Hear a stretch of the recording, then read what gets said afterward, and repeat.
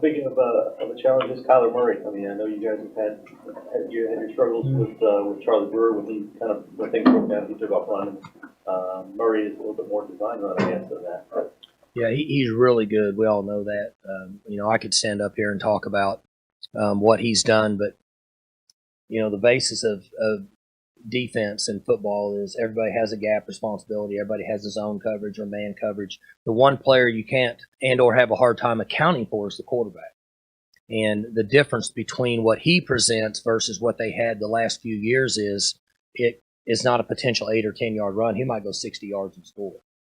And he's been really good player. And that's really, you could talk about it all day, but that's what he gives you.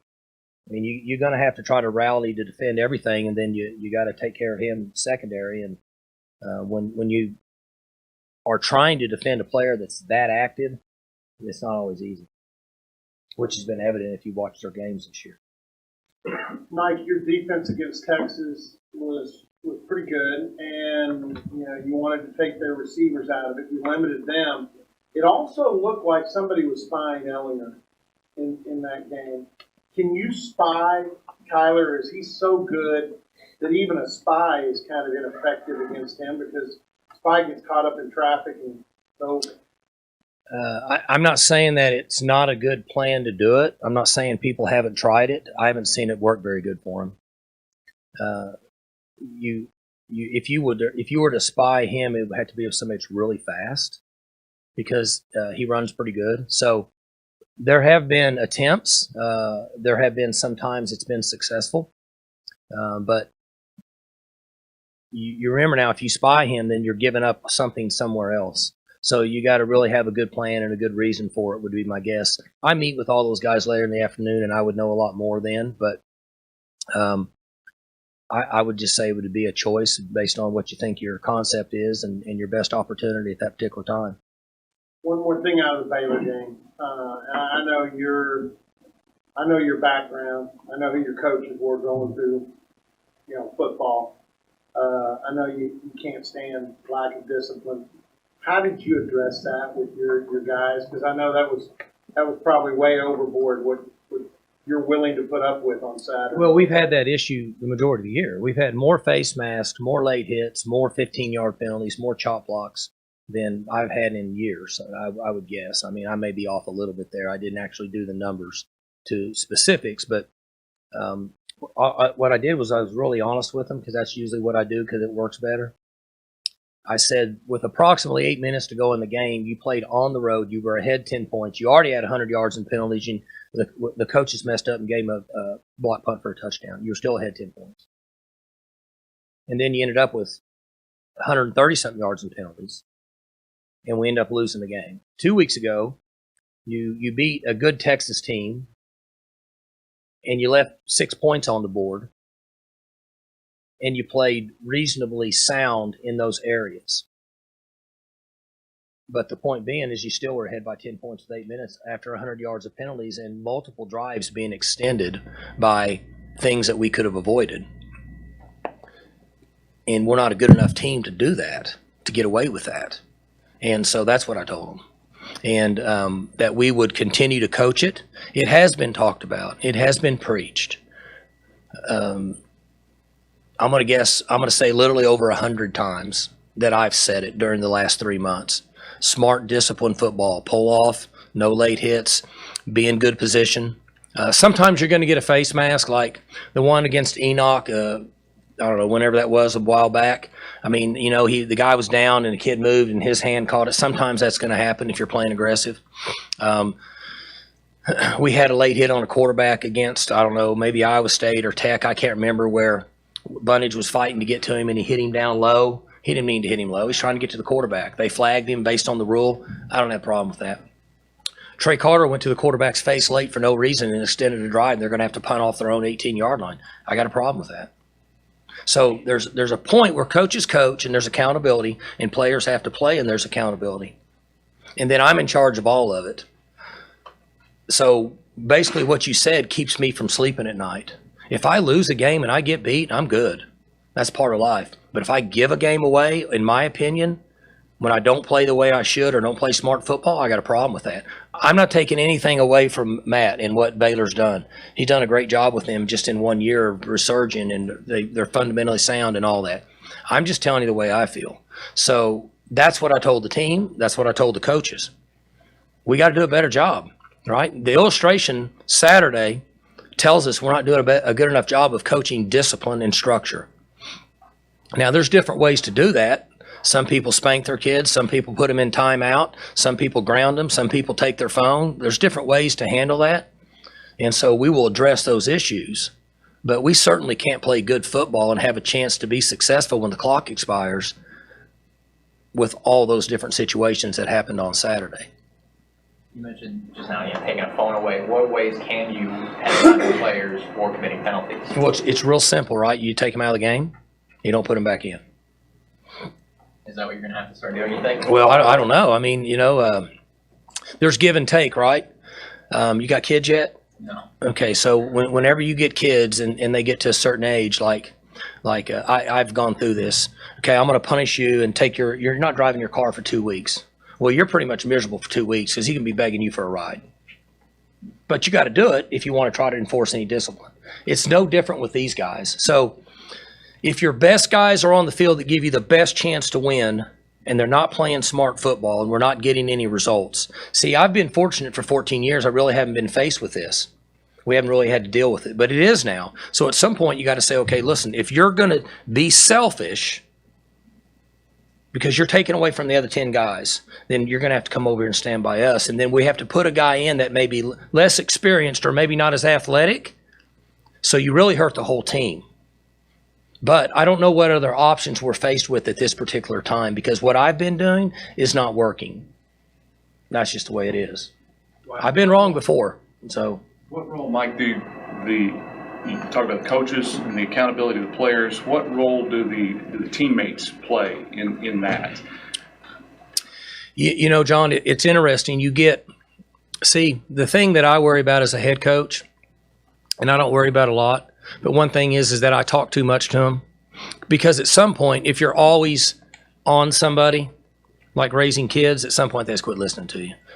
Or if you don't approach it the right way, if you don't teach and coach and parent and you're yelling all the time, they give up. Okay, they're not kids nowadays aren't tough like we were when we were growing up.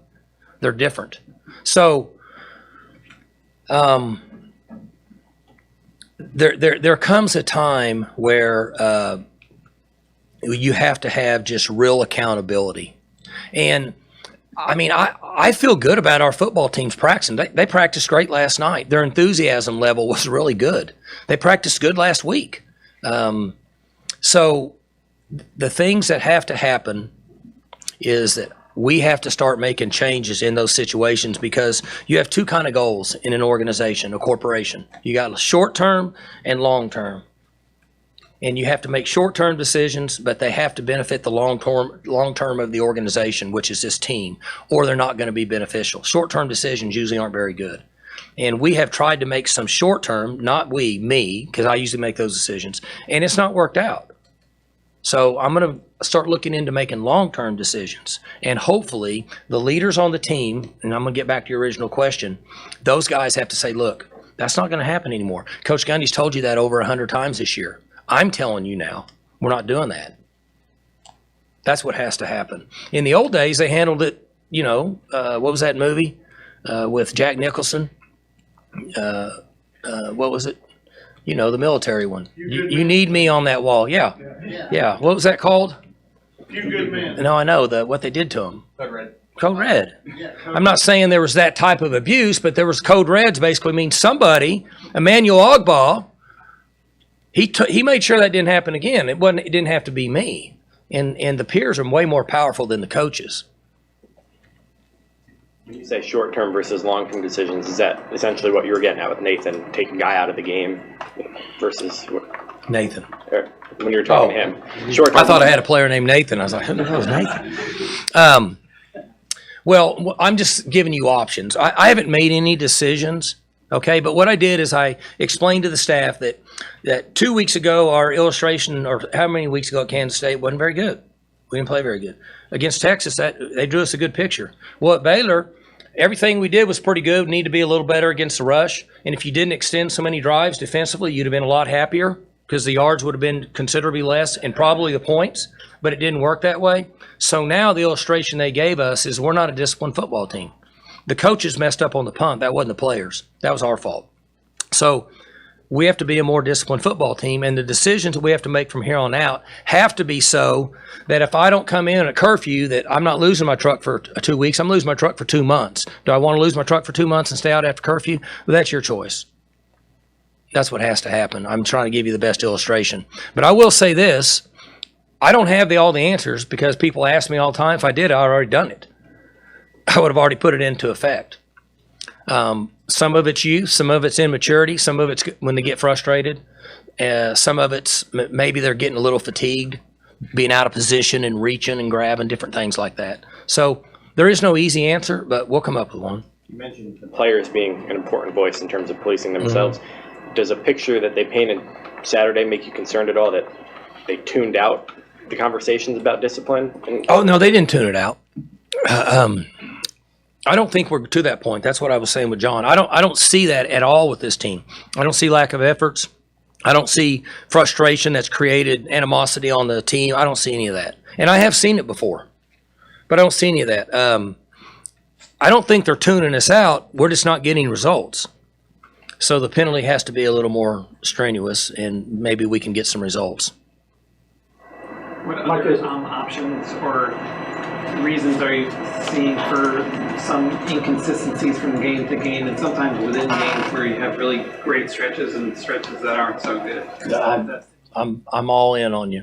I got the question last night I get it, as soon as I walk in the door, I get it from both boys.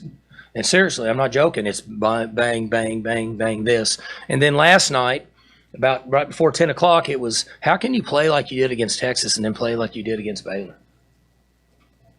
I said the same reason I tell you guys if you see trash in the house to take it out, and I walk by and you don't do it. And I've told you 10 times. How can you not take the trash out when I told you for 2 years, if you walk by the door and there's a bag of trash, take the trash out. And you and your brother walk by it and step over it to get out the door. How does that happen? I said, how does it happen that I tell you to pick your stuff up off the bathroom floor, and every once in a while I go up there and check, and you have clothes and towels in the bathroom floor? I've been telling you for 6 years since we lived in this house. Pick your stuff up. It's upstairs. Put your stuff down the hamper. How does that happen? I said, the other one, I said, you missed studying for a math tutor, a math quiz, and got a bad grade. And all we've done is tell you is your homework, do this, do this. How does that happen? I said, well, that's how that happened to Baylor. And if I knew the answer, I'd fix it, but I'm just giving you an example. Mike, you took Darian Daniels, or had Darian Daniels down there. Mm-hmm. Obviously, he's a great leader. I get a chance to see his impact on the players. Are you seeing some of your younger players start developing too? And I'll bring up one in particular. Mm-hmm. Kylan Wallace seems to have come a long way, not only as a player, but as a leader. They're doing good.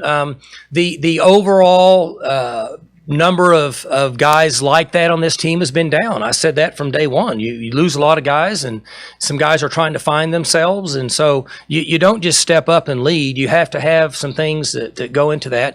Darian is good for us. He was leading our defense before he got hurt, because he's experienced, he's a good player, he's vocal, he backs up what he says. See, it's hard to lead when you don't do what you say you're going to do, or you're telling them to do something and you don't do it. It's hard to lead. He's done a good job, and I think he might want to get into coaching later. So we normally don't do that, Robert, but we need him now, and he's good. He knows what's going on. He can talk to those guys, can calm them down, and that's why we have him there. And Tylen's doing good too, but Tylen's young, right? He's played last year. He how many plays did he play? 50 something. How many did he play? Okay, so that's not even one game. Well, he's only played 9 games in his life. So it's hard for him to step up and be that guy. But he's going to. He will be at this time next year. Mike, as you approach this week, do you your emotions change? And if they do, how do they change? You talking about because of the Bedlam game? Yeah, it's a special week for everybody. It always has been. I don't need to get into all that. It's a big game. We don't have pro football. Everybody wears orange or red this week and goes on, and it's a big game. I think that works to our benefit. I mean, I know they'll be fired up too, but when, if you're sitting here at 8-1 or 9-0, then it takes care of itself.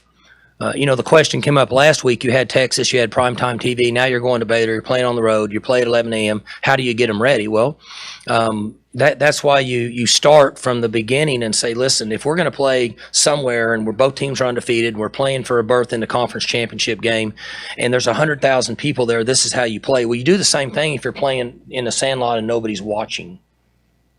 If you make the commitment and this is what you buy into. Now, people will look at me, oh, hey, it's making fun of me. It is what it is. That's what we tell them. And if you don't feel that way, then you shouldn't have signed up for what we do. Because in life, it's not going to be that way. The most productive things you have to do in life are when people aren't watching. That's the hardest part. And so that's what they've been told. But they'll be excited to play in this game. They're going to prepare, they're going to work their butt off, and they're going to play hard. I was asking about you.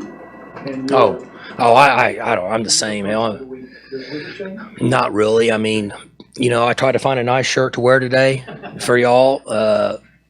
But I mean, it doesn't really change for me. I can't change. I can't be on an emotional roller coaster. I just can't. It's too hard. It's a long season, and I have to stay even keel the best I can. I try to coach the coaches and let the coaches coach the players. I mean, that's just kind of been my philosophy. You kind of just touched on it. Does the ability to play spoiler serve as motivation at all, you think, for those guys? I mean, maybe. I don't know what motivates different young men, but I think the most important thing is control what you can control, okay? So we all have things we do in life that we can control, and then other things are out of our hands. So their preparation and the commitment and the effort and the film study and the things they do to get ready to go play in this game, we don't have anything to do with what Oklahoma's doing right now. I don't have anything to do with what Kyler Murray does this week, or Lincoln, or the guy that they let coach running backs or wideouts, whatever he coaches. All I know is this: we can only control what we do here. Okay, and that's the way we approach it each week. And if you have to do things, I know people don't really believe in this. Put yourself in my situation. Okay? They guarantee you 12 games a year, and you're wanting to motivate your team in the locker room, get them to go out there, get them to play hard, or the best Root Konechny speech you got, and go out there and win one for the Gipper. Well, what are you going to do next week? Have to give the same speech. Or a better one. What are you going to do the next week? You got 12 of them. Okay? So here's the point. They have to motivate themselves. They have to buy into the culture of the system to do it. Now, people say, well, let's go back to Texas. You played prime time, 7 o'clock. The blonde-headed guy was calling the game, whatever his name is. Texas is ranked in the top 10. All those things are going on. They're going to be motivated. You can tell them that and get them going. Okay? Well, the next week you go play somewhere, and it's 11 a.m., and it may not be the same picture. So what are you going to tell them that week? Now, that's why the system, they have to buy into it themselves. They have to do it for themselves. They have to do it for each other. The team has to be important to them. That goes back to what Robert said and what John asked and somebody else asked. That's why there has to be self-discipline among the team to police undisciplined football. And that's why it all ties in together. It's a big picture. But it's a good question. But that's the way I see it, because one thing about young people nowadays, they're soft. They're not as tough as they used to be, but they know what's going on. You can't trick them like we used to be able to trick them. They got everything going on. They know what's happening. So Yeah, that was my crappy question about letting the blonde-headed guy motivate them for Texas. Well, I know. I mean, that's why I don't even bring any of those. It's got nothing to do with it. I mean, if you don't want to go play in a game and play hard, you only get 12 a year. This is not baseball where you get 60 games, or it's not basketball where you get 35 games. You pay a price to play a violent sport 12 times a year. And if you don't want to go play hard, and then if you do good enough, they guarantee you another one, or maybe a couple more based on 4 teams in the country. If you don't want to play hard, I don't know what to tell you. You probably should do something else. How do you feel like Taylor played Saturday after watching it? Played good. After the game, Nathan and I said, it's a difficult day to throw. It's a difficult day to throw going this way or this way. Played pretty good. Did he miss a couple throws? Sure, but he made some throws. He managed to migrate around a little bit with, a few changes up front in the offensive line. His decision making, other than the play at the end where, I would have liked for him to throw it away, and he didn't really want to take that risk based on what it was. He was good. So, he played pretty good. Made a lot of throws on third downs. Ran the ball at times good. A lot of things can go wrong on that quarterback throwback, which has kind of been a signature trick play for your offenses over the years. That's the first time those guys had run that. That was pretty smooth for Tylen and Taylor, everybody. The good news is, and the bad news is, when you watch it during the week, they either pick it up and it works good the 4 to 6 times you practice it, or it doesn't look good. And here's what I've learned. If it doesn't look good, you better get rid of it. If it looks good from the start, then they naturally have the savvy to execute the play. And it looked good every day. Every time we practice, it looked good. You mentioned leadership earlier. Have you seen Taylor take more of a vocal leadership role? He's always quiet with us. He's not going to talk. He's been leading by toughness and example and playing better, yes. But, you can't make somebody different. I don't know if you're a talker or what is it, introvert and extrovert? Is that correct? Whatever one, extrovert, yeah. Whatever one you are, you can't change. Well, he's what he is. But he has been leading by toughness and example in his play, yes. But he's not going to go in there and hit guys' heads and bang his head on a chalkboard and bloody his forehead. He's not going to do that. Going back to the trick play, how often do you go to install a play like that and you realize a couple of times in this isn't going to work? Every week. We put different things in every week, and it was like, ugh, that's terrible. You got to get rid of it. But we always try to come up with little things. But the things that, for us, I don't know about other people, trick plays on special teams and in offense, they have to be base versus certain looks because you can't practice them against everything. Defenses are so multiple nowadays, and special teams are so multiple that if you just go to scheme at a bunch of stuff, you spend all that time on it and they line up different than what they did, you just throw all that in your pocket, you wasted time. So there's a real fine line there in how you can do things like that. Mike, what do you think is the biggest reason that your teams have struggled against OU throughout the years? I think they're good. Have you watched them play? Everybody struggled against them. They're a good team. I think that's the bigger factor. It's only been a few games since they replaced the defensive coordinator, so it's hard to pick up tendencies necessarily. But have you seen any differences in their approach, maybe a little more aggressive or anything like that for the OU defense? Looked to be simpler from the outside looking into me. I mean, same guys though. They're physical up front. Their linebackers are really fast, but looks to me like there's fewer schemes, more base alignment. Looks like, to a certain extent, stay back, keep everybody in front of us, and catch us if you can on offense. That's what it looks like to me. Talk about Brailford and what he's to this defense this season. He's been great. He's been active. Brailford's been a good leader. He doesn't talk a lot, but he will do a little bit of it. But he's been good. He's a good player and make plays, and he draws quite a bit of attention, which he should. That's why I wish, to a certain extent you had, one more like forceful guy in there, because then it's harder to say, okay, let's make sure we know where that guy's at. But he's been good for us. You mentioned how Brailford doesn't talk a lot, and you said Cornelius doesn't either. Who besides Darian really are some of the most vocal leaders on the team? We don't have many guys that do a lot of that. It's a relatively, Justice Hill, does he talk for y'all?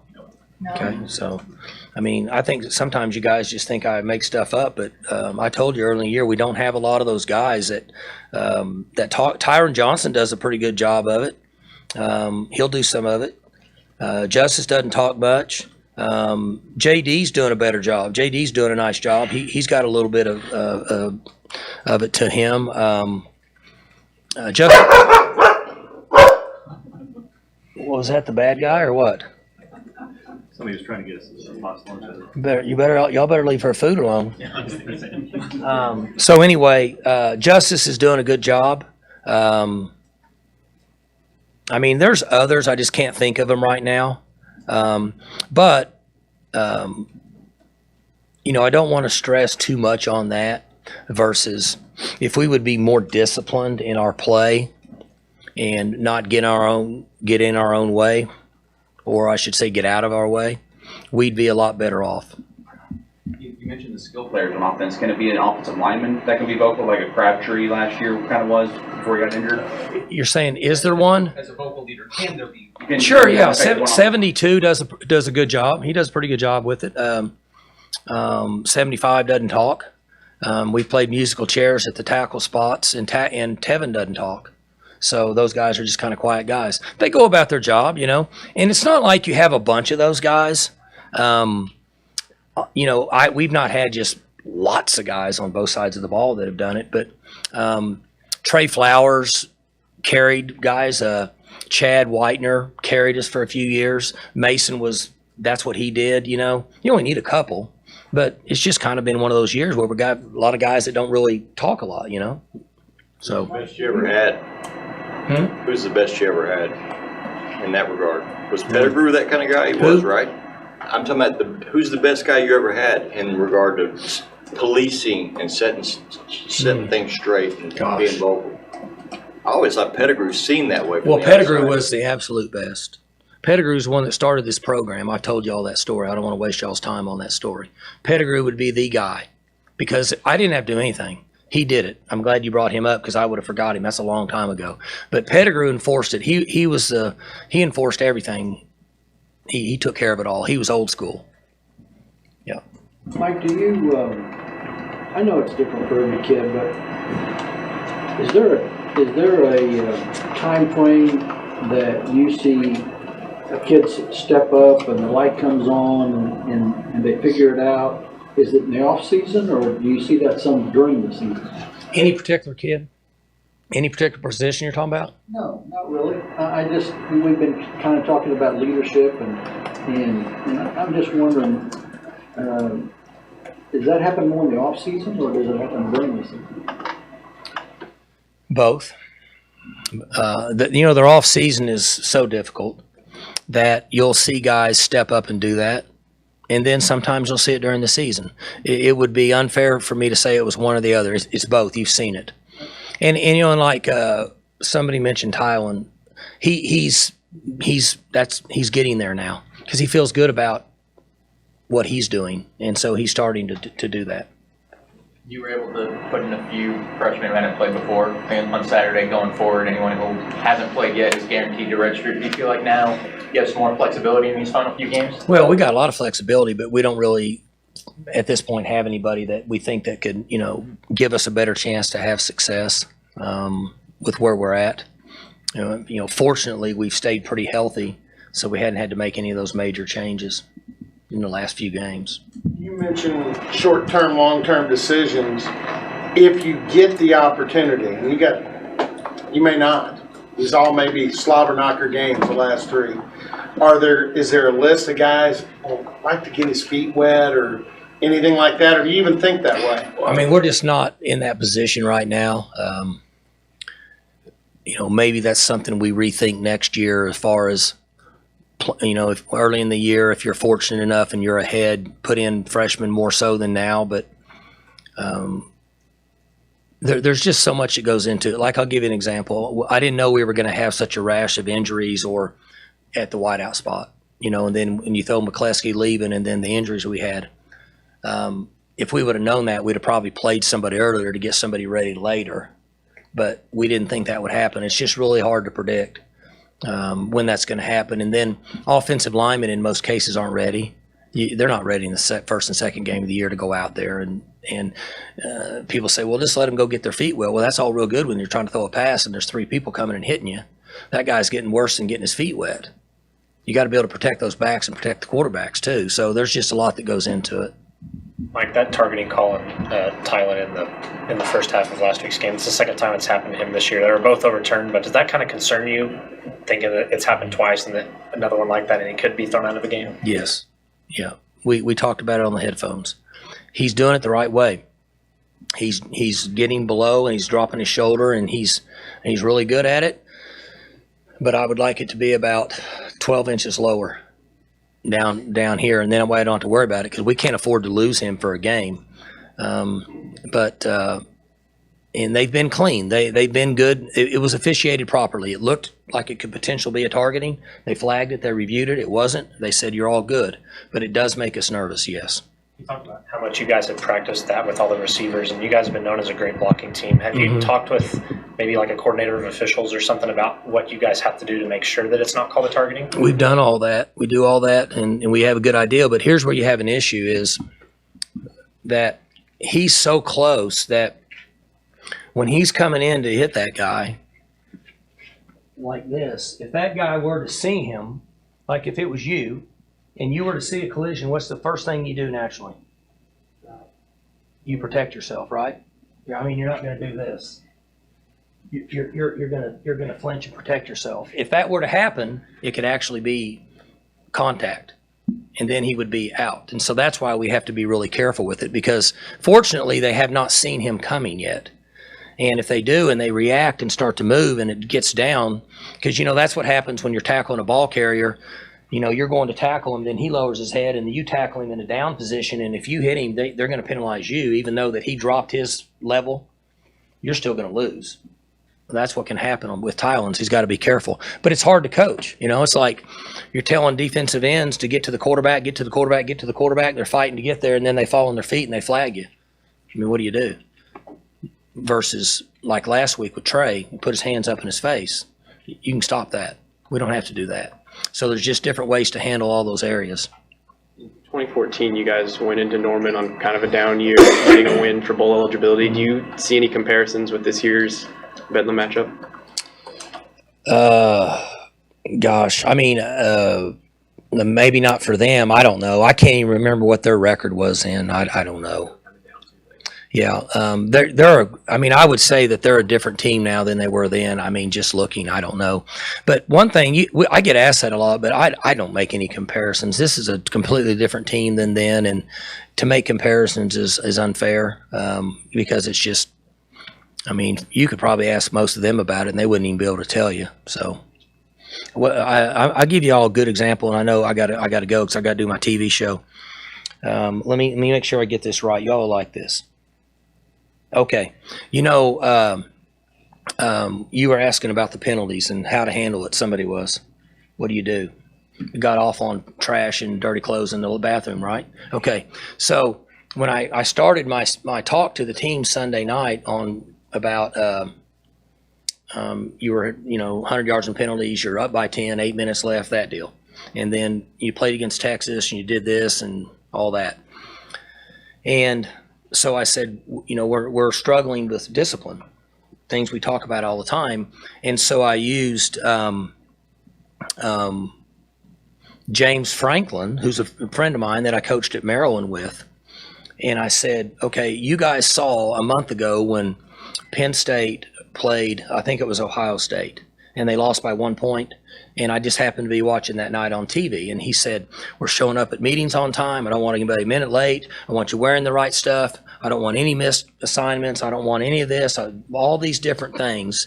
He said, whatever it is, something's causing us to lose to them by 1 point 2 years in a row. I think that's what he said, right? And I said, I'm using that as an example with what we have to do to minimize undisciplined plays. And I said, you guys know what I'm talking about. You saw it, right? Did anybody see it? Nobody even saw it. That was it was on SportsCenter. They don't even see that stuff. That's an example of the world they live in. I thought I had this great thing set up. Not one person in there said they saw it. And that's the world they live in. They just they have their phones and they don't even pay attention to other stuff. And so I said, well, that's out the window. Let me tell you what our plan is. But they didn't go for it. Nobody in there even said they saw the dang interview. So that just proves to you how different world that they live in.